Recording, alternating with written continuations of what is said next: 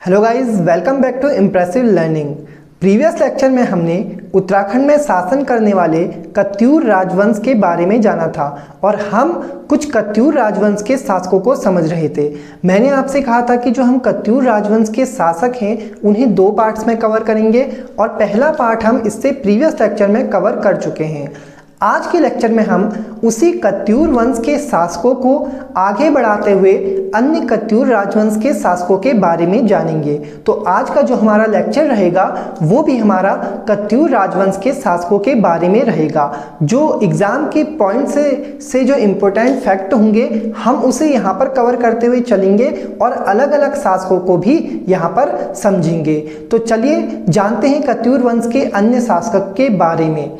देखिए, आज जो हम जानेंगे, सबसे पहले मैं आपको ये बतलाते हुए चलता हूँ कि सर्वप्रथम हम उन चार शासकों के बारे में समझेंगे जिसकी राजधानी जोशीमठ रही थी। ठीक, इन चार शासकों के बाद जो राजधानी थी वो जोशीमठ से बैजनाथ परिवर्तित कर दी गई। तो सबसे पहले उन्हीं चार शासकों को मैं यहाँ पर लिखता हूँ। देखिए, उसमें सबसे पहले शासक का नाम है इच्छट देव। पहला शासक जो है वो है इच्छट देव। दूसरा शासक जो है वो है देसठ देव।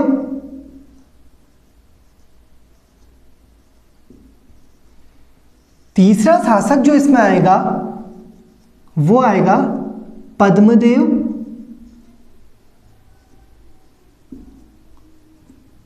और जो लास्ट शासक रहेगा वो रहेगा सुभिक्ष राजदेव।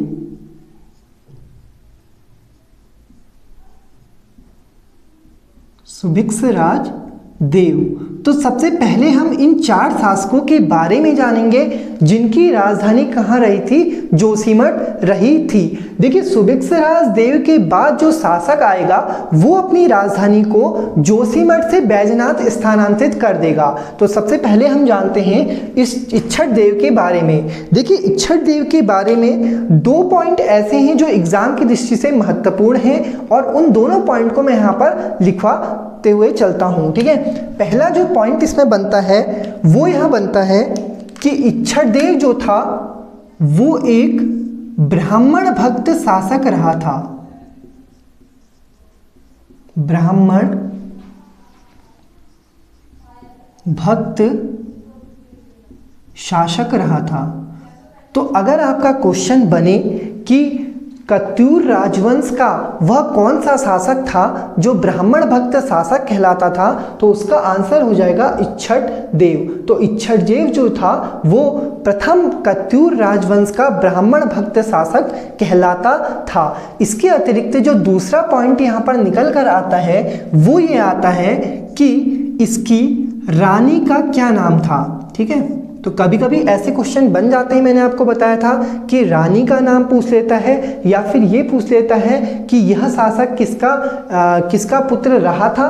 तो इसकी रानी का नाम हम यहाँ पर देख लेते हैं। तो इच्छट देव की जो रानी थी उसका नाम था सिंधु देवी।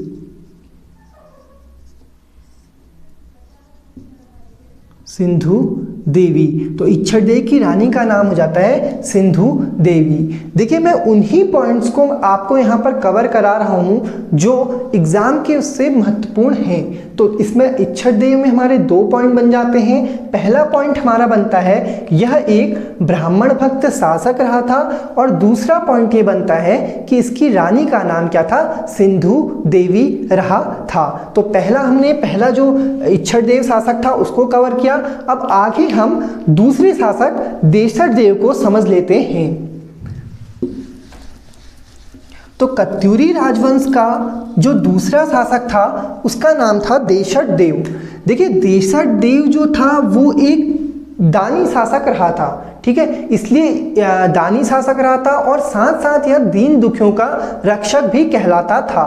तो इसको सबसे पहले इसकी इसी उपाधि को देख लेते हैं। यह जो था वो दीन दुखियों का रक्षक कहलाता था। ठीक है, तो पहला पॉइंट क्या था, जो देसठ देव था दीन दुखियों का रक्षक कहलाता था। इसी के साथ साथ इसे स्वर्णदान दाता के नाम से भी जाना जाता है। ठीक है, तो इसको एक और नाम से जाना जाता है स्वर्णदान दाता। स्वर्णदान दाता।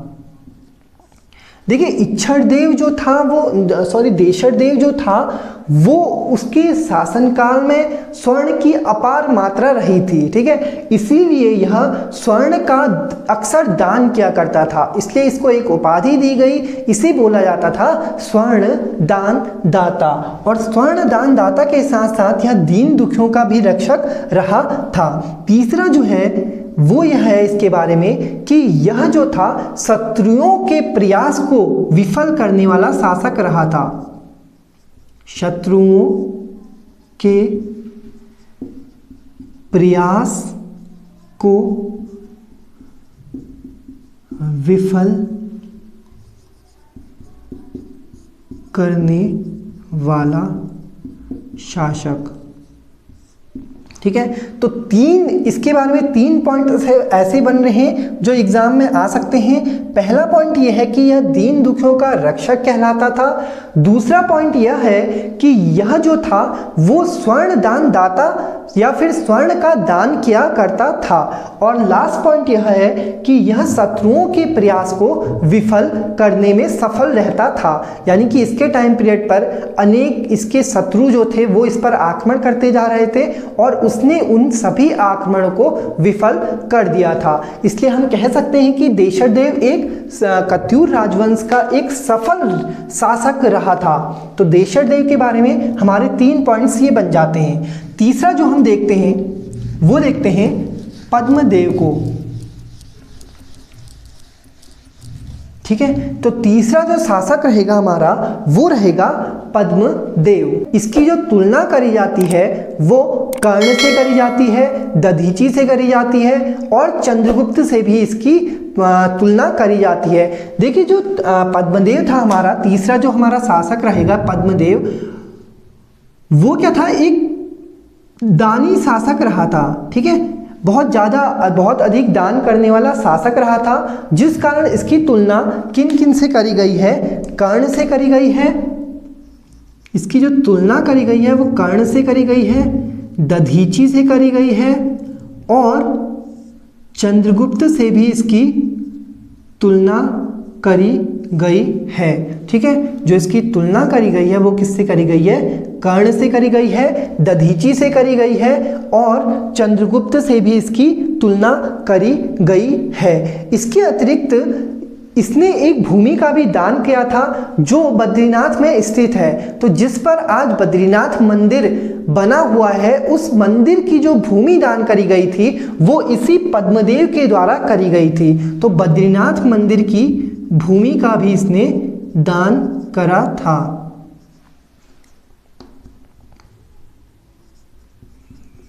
बद्रीनाथ मंदिर की भूमि का भी जो दान करा गया वो इसके द्वारा करा गया था। तो पद्मदेव के उपलक्ष्य में हमारे 2 पॉइंट्स निकल कर आए। पहला ये आया कि इसकी तुलना जो है वो कर्ण से, दधीची से और चंद्रगुप्त से करी गई है। दूसरा जो पॉइंट हमारा निकल कर आया वो आया कि इसने बद्रीनाथ मंदिर की भूमि क्या करी थी, दान करी थी। इसके बाद सुभिक्ष राजदेव के बारे में जितने भी पॉइंट्स हमारे बन जाते हैं उसको हम यहाँ पर कवर कर लेते हैं। देखिए सुभिक्ष राजदेव जो था वो शास्त्रों के अनुसार शासन करने वाला शासक रहा था। तो सुभिक्ष राजदेव कौन था, सुभिक्ष राजदेव शास्त्रों के अनुसार शासन करने वाला शासक था। ठीक है, शास्त्रों के अनुसार शासन करने वाला शासक, शासन करने वाला शासक रहा था। ठीक है, तो सुभिक्षराज कौन था, सुभिक्षराज था शास्त्रों के अनुसार शासन करने वाला शासक। लेकिन इसका जो दूसरा पॉइंट बनता है वो सबसे इंपॉर्टेंट यहाँ पर रहता है। तो दूसरा जो पॉइंट होगा वो इंपॉर्टेंट रहेगा। देखिए दूसरा पॉइंट क्या है कि सुभिक्षराज एक ऐसा शासक रहा था कत्यूरी राजवंश का जिसकी राजधानी जोशीमठ रही थी, यानी कि कत्यूरी राजवंश का अंतिम शासक जो था सुभिक्षराज, अंतिम शासक जो था सुभिक्षराज, उसकी राजधानी जोशीमठ रही थी। इसके बाद इस सुभिक्षराज के बाद जितने भी शासक आएंगे उनकी राजधानी कहाँ होगी? बैजनाथ होगी। ठीक है, तो सुभिक्षराज के बारे में जो लास्ट पॉइंट है और मोस्ट इंपोर्टेंट पॉइंट है वो यह है कि कत्यूर राजवंश का अंतिम शासक जिसकी राजधानी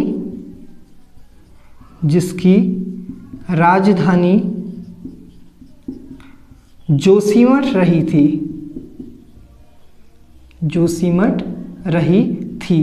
तो आपका क्वेश्चन पूछा जा सकता है कि कत्यूर राजवंश का वह अंतिम शासक कौन रहा था जिसकी राजधानी जोशीमठ रही थी। अब आगे हमने इच्छटदेव, देशटदेव, पद्मदेव और सुभिक्षराज देव, इन 4 शासकों को कवर कर लिया है, जिसमें सुभिक्षराज देव की राजधानी जोशीमठ रही थी। अब जो शासक आएगा आगे वह अपनी राजधानी को जोशीमठ से बैजनाथ स्थानांतरित करेगा। तो चलिए जानते हैं वह कौन सा शासक है जिसने अपनी राजधानी को जोशीमठ से बैजनाथ स्थानांतरित करा था।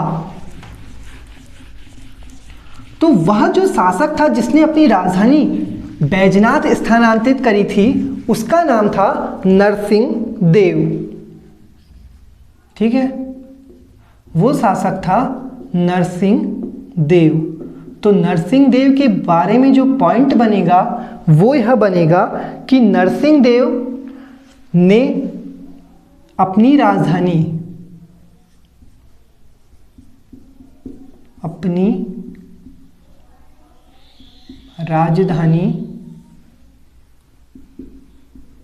बैजनाथ स्थानांतरित करी थी।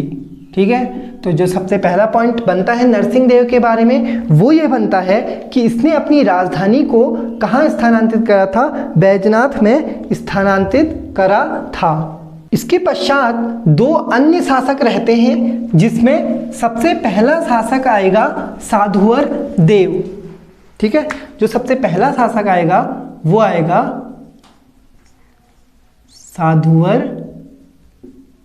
देव। ठीक है, तो साधुवर देव के बारे में जो क्वेश्चन बनता है वो ये बनता है कि जिस समय यह साधुवर देव शासन कर रहा था, जिस समय यह कत्यूर राजवंश का शासक था, उस समय एक आक्रमण होता है अशोक चल्ल का। ठीक है, किसका आक्रमण होता है? अशोक चल्ल का आक्रमण होता है। तो क्वेश्चन पूछा जाता है कि जो अशोक चल्ल था उसने किसके शासनकाल में या फिर उत्तराखंड में किसके शासनकाल में अशोक चल्ल ने आक्रमण करा था? तो उस समय जो शासक रहा था वो कत्यूर राजवंश का साधुवर देव शासक रहा था। तो साधुवर देव के टाइम पीरियड पर अशोक चल्ल का आक्रमण हुआ था और यह जो आक्रमण करा गया था वो 1191 ईस्वी में करा गया था। तो यहां से आपके 3 क्वेश्चन बन जाएंगे कि अशोक चल्ल ने उत्तराखंड में आक्रमण कब करा? तो उसका आंसर हो जाएगा 1191 ईस्वी में। दूसरा क्वेश्चन यह बनेगा कि कत्यूरी राजवंश के साधुवर देव के शासनकाल के दौरान किस विदेशी शासक का आक्रमण हुआ? तो उसका आंसर हो जाएगा अशोक चल्ल का आक्रमण हुआ था। अब आगे हम देखते हैं जो अन्य शासक है। इसके बाद जो शासक आता है कत्यूर राजवंश का वो है सुजान देव। ठीक है, इसके बाद जो शासक आएगा वो आएगा सुजान देव। सुजान देव के बारे में जो इंपॉर्टेंट पॉइंट्स बनेगा वो ये बनेगा कि सुजान देव ने एक क्षेत्र की स्थापना की थी, एक क्षेत्र बसाया था जिसे आज हम गंगोली हाट क्षेत्र कहते हैं। तो गंगोली हाट का जो क्षेत्र था वो किस शासक के द्वारा बसाया गया था? वो बसाया गया था सुजान देव के द्वारा। ठीक है, तो सुजान देव ने गंगोली हाट क्षेत्र बसाया था। आगे इस सुजान देव के पश्चात जो शासक बनता है वो बनता है प्रीतम देव। ठीक है, प्रीतम देव। प्रीतम देव। तो प्रीतम देव अगला शासक बनता है। इस प्रीतम देव के बारे में सबसे पहला पॉइंट यही निकल कर आता है, जो प्रीतम देव था वह सुजान देव के पश्चात कत्यूरी राजवंश का शासक बना। तो मैं यहाँ पर एक पॉइंट बना के लिख लेता हूँ, सुजान देव के पश्चात कत्यूरी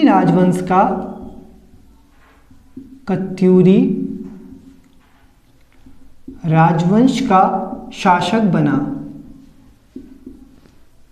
ठीक है, तो आप समझ गए होंगे कि सुजान देव के पश्चात जो शासक बनेगा वो कौन होगा, वो होगा प्रीतम देव। इसी प्रीतम देव की पत्नी का नाम या फिर रानी का नाम रहा था जिया रानी। ठीक है, तो प्रीतम देव की पत्नी का नाम था जिया रानी, जिसने प्रीतम देव के पश्चात पूरी कत्यूरी राजवंश को संभाला और इसी को कत्यूरी राजवंश की कुल देवी भी कहा जाता है। तो इसलिए हम प्रीतम देव के पश्चात हम कत्यूरी राजवंश की रानी या फिर कुल देवी जिया रानी के बारे में कवर कर लेते हैं। ठीक है, तो अब हम जानते हैं जिया रानी के बारे में। तो प्रीतम देव के पश्चात जिया रानी के बारे में क्वेश्चंस बन जाते हैं, तो यहाँ पर जिया रानी को हम समझ लेते हैं। ठीक है, तो जिया रानी देखिए, सबसे पहला पॉइंट मैंने यही बनता है कि जिया रानी जो थी वो कत्यूर वंश की कुल देवी रही थी। ठीक है, कत्यूर वंश की कुल देवी जो रही थी वो कौन रही थी, जिया रानी रही थी। इसी जिया रानी को कुमाऊं की लक्ष्मीबाई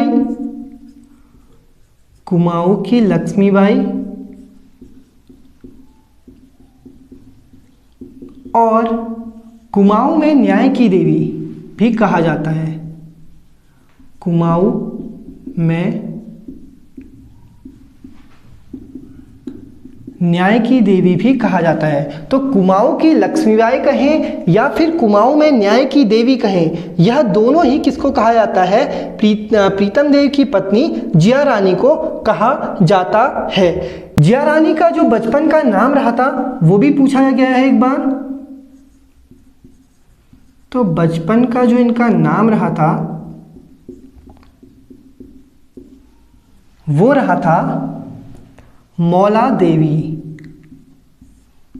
ठीक है, इनका जो नाम रहा था वो रहा था मौला देवी। इसके अतिरिक्त इनके अन्य नाम की जब बात आती है तो उसमें पिंगला या फिर प्योला देखने को मिल जाता है। तो पिंगला या फिर प्योला जो नाम था वो किसका था, वो जिया रानी का ही नाम रहा था। तो कत्यूर वंश की कुल देवी जिया रानी रही थी। इन्हीं को कुमाऊं की लक्ष्मीबाई कहा जाता है और साथ साथ इन्हीं को कुमाऊं में न्याय की देवी भी कहा जाता है। बचपन का नाम इनका मौला देवी था और अन्य नाम पिंगला या प्योला रहा था। अब जिया रानी जो थी वो हरिद्वार या फिर जिसे मैं माया क्षेत्र कहते हैं, उस माया क्षेत्र के शासक अमरदेव पुंडिर की सबसे छोटी पुत्री थी, जिनका जन्म एक खत्री राजवंश परिवार में हुआ था। अब देखिए, जिस समय अमरदेव पुंडिर शासन कर रहे थे, ठीक है, जिस समय अमरदेव पुंडिर शासन कर रहे थे हरिद्वार में, तो उसी समय या उसी टाइम पीरियड पर तैमूर लंग का मायापुरी में आक्रमण हो जाता है। ठीक है, लगभग 1398 ईस्वी में तैमूर लंग का हरिद्वार क्षेत्र में आक्रमण हो जाता है। 1398 ईस्वी में तैमूर लंग का क्या होता है, तैमूर लंग का हरिद्वार या मायापुरी क्षेत्र में आक्रमण होता है। ठीक है, हरिद्वार या मायापुरी क्षेत्र में आक्रमण होता है। अब अमरदेव पुंडिर उस समय हरिद्वार के शासक रहते हैं और जिस समय तैमूर लंग का आक्रमण होता है, यानी कि 1398 ईस्वी में जब तैमूर लंग आक्रमण करता है, तो उस समय अमरदेव पुंडिर के पास इतनी बड़ी सेना नहीं होती है कि वो इस तैमूर लंग का सामना कर सके। इसलिए वो प्रीतम देव से सहायता मांगते हैं। ठीक है, प्रीतम देव से सहायता मांगते हैं और प्रीतम देव जो होते हैं वो इनकी सहायता को तैयार हो जाते हैं और दोनों तैमूर लंग की सेना के बीच और प्रीतम देव और अमरदेव पुंडर की सेना के बीच एक भीषण युद्ध होता है। ठीक है, इस युद्ध के पश्चात अमरदेव पुंडर अपनी पुत्री का विवाह कर देते हैं, किससे? प्रीतम देव से, और उस पुत्री का नाम था जिया रानी। तो ये जो कहानी थी, ये जो स्टोरी थी, ये जो इतिहास था 1398 ईस्वी का, वो शुरू हुआ था तैमूर लंग से, जिस कारण प्रीतम देव की पत्नी बनी थी जिया रानी। अब इसी के पश्चात एक और इतिहास यहाँ पर आ जाता है। ठीक है, वो इतिहास क्या है? 1420 ईस्वी में क्या होता है? 1420 ईस्वी में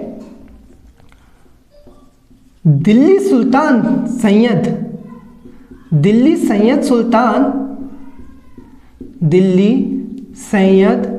सुल्तान की सेना पीछा कर रही होती है कटिहार के राजा हरि सिंह का। ठीक है, दिल्ली सैयद सुल्तान की सेना किसका पीछा कर रही होती है?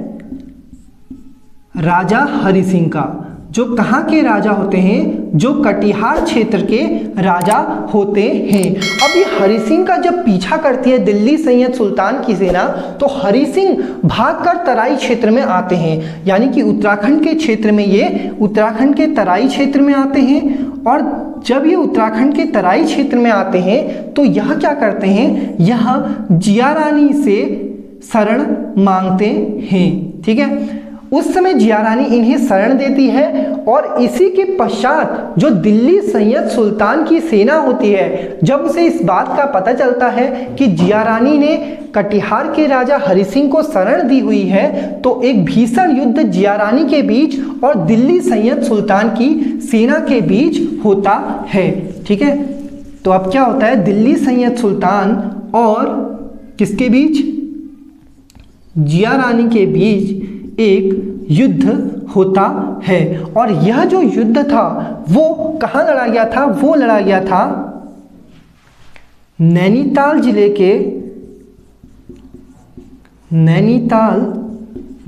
के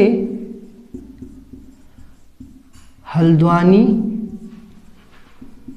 काठगोदाम क्षेत्र में। ठीक है, तो एक युद्ध लड़ा जाता है दिल्ली सैयद सुल्तान की सेना के बीच और जिया रानी के बीच, और यह जो युद्ध लड़ा गया था वो नैनीताल जिले के हल्द्वानी काठगोदाम क्षेत्र में लड़ा गया था। ठीक है, हल्द्वानी और काठगोदाम क्षेत्र के बीच पड़ता है एक रानी बाग का क्षेत्र। ठीक है, ये जो रानी बाग का क्षेत्र था, इसी रानी बाग में युद्ध होता है जिया रानी के बीच और दिल्ली सैयद सुल्तान के बीच। और यह जो रानी बाग का क्षेत्र था, यह स्वयं जिया रानी द्वारा बसाया गया क्षेत्र था। तो अगर आपका क्वेश्चन बने कि जिया रानी द्वारा बसाया गया कौन सा क्षेत्र था, तो उसका आंसर हो जाएगा रानी बाग का जो क्षेत्र था वो जिया रानी के द्वारा बसाया गया था। और उसी रानी बाग काठगोदाम या फिर हल्द्वानी क्षेत्र में जिया रानी के बीच और दिल्ली सैयद सुल्तान के बीच एक युद्ध होता है। और यह जो युद्ध हुआ था वो कटिहार के राजा हरि सिंह की वजह से हुआ था, जिसको मैं आपको बता चुका हूं। ठीक है, तो हरि सिंह के कारण एक युद्ध होता है नैनीताल जिले के हल्द्वानी काठगोदाम क्षेत्र पर। ठीक है, इसी रानीबाग क्षेत्र में जो जिया रानी द्वारा बसाया गया रानीबाग क्षेत्र है, इसी रानीबाग क्षेत्र में जिया रानी का समाधि भी बनी हुई है। ठीक है, तो जिया रानी की जो समाधि है वो इसी रानीबाग क्षेत्र में बनी हुई है, जहां हर वर्ष 14 जनवरी मकर संक्रांति के दिन एक मेला लगता है जिसे हम जिया रानी का मेला कहते हैं। ठीक है, तो जिया रानी का जो मेला लगता है वो 14 जनवरी को हर वर्ष मकर संक्रांति के दिन लगता है। ठीक है, मकर संक्रांति के दिन यहाँ एक मेला लगता है जिसे हम जिया रानी का मेला लगता है कहते हैं। ठीक है, तो अगर आपका क्वेश्चन बने कि जिया रानी का मेला कहाँ लगता है, तो उसका आंसर हो जाएगा नैनीताल जिले के रानीबाग क्षेत्र में जिया रानी का मेला लगता है। कब लगता है? 14 जनवरी को लगता है। तो इतनी बात आप समझ गए होंगे जिया रानी के बारे में। अब देखिए जिया रानी के दो पुत्र रहे थे जो आगे चलकर कत्यूर वंश के शासक बने। ठीक है, तो जिया रानी के जो दो पुत्र थे उन दोनों पुत्रों को मैं यहाँ पर लिखता हूँ। पहला जो पुत्र था वो था धामदेव। ठीक है, पहला पुत्र था धामदेव और दूसरा जो पुत्र रहा था वो रहा था वीरम देव। दूसरा जो पुत्र रहा था वो रहा था वीरम देव। तो सबसे पहले हम धामदेव के बारे में जानते हैं। जो जिया रानी थी उसके पश्चात, या फिर मैं कहूँ प्रीतम देव के पश्चात जो शासक बनता है कत्यूर राजवंश का, वो बनता है जिया रानी का प्रथम पुत्र धामदेव। ठीक है, जिया रानी का प्रथम पुत्र धामदेव अब शासक बन जाता है। अब धामदेव जो था वो कत्यूरी राजवंश का सबसे धार्मिक शासक रहा था। तो कत्यूरी राजवंश का जो सबसे धार्मिक शासक रहा था वो कौन रहा था? धामदेव रहा था। तो कत्यूरी राजवंश का धार्मिक शासक,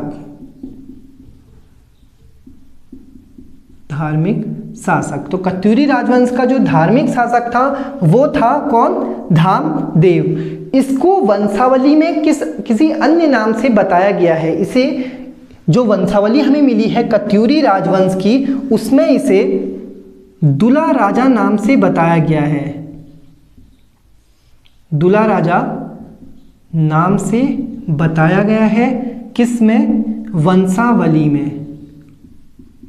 तो आपका क्वेश्चन बन सकता है कि कत्यूरी राजवंश की वंशावली में किसे दुला राजा नाम से संबोधित करा गया है? तो उसका आंसर हो जाएगा धामदेव को कत्यूरी राजवंश की वंशावली में दुला राजा कहा गया है। और उत्तराखंड की जितनी भी लोक गाथाएं हैं, उत्तराखंड की लोक गाथाओं में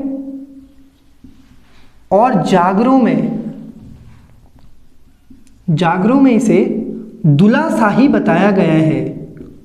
ठीक है, तो दुलाशाही हो गया और दुला राजा हो गया, ये दोनों नाम धामदेव के हैं। दुला राजा इसे वंशावली में बताया गया है और दुलाशाही इसे उत्तराखंड की लोक गाथाओं में और जागरों में इसे क्या बताया गया? दुलाशाही बताया गया है।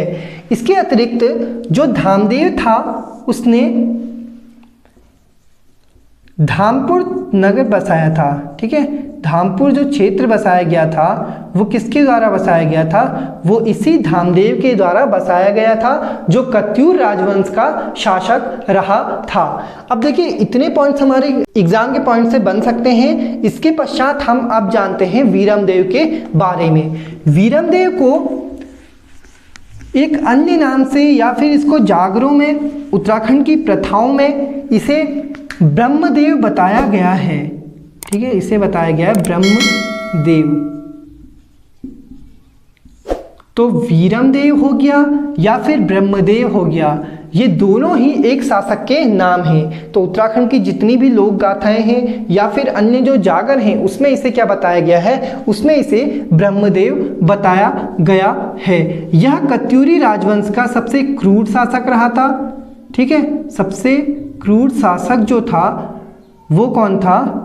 वो था वीरमदेव। इस वीरमदेव के द्वारा एक तो वीरमदेव ब्रह्मदेव भी था। ठीक है, इसे ब्रह्मदेव नाम से भी जाना जाता है। दूसरा पॉइंट ये बनता है कि यह एक क्रूर शासक रहा था। और तीसरा पॉइंट इसके बारे में ये बनता है कि इसने एक प्रथा चलाई थी। ठीक है, वो प्रथा थी कंधे पर पालकी बांधने की प्रथा।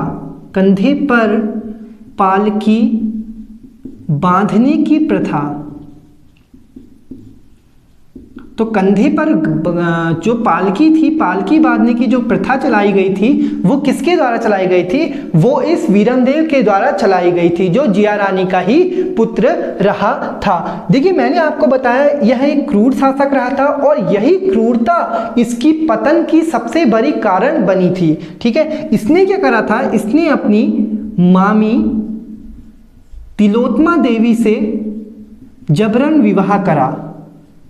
ठीक है, तिलोत्तमा देवी से क्या करा था? जबरन विवाह करा था और यही विवाह इसके पतन का कारण बनी थी। ठीक है, तो जिया रानी के दो पुत्र कौन कौन से थे? जिया रानी के 2 पुत्र रहे थे। पहला पुत्र था धामदेव और दूसरा पुत्र था वीरमदेव।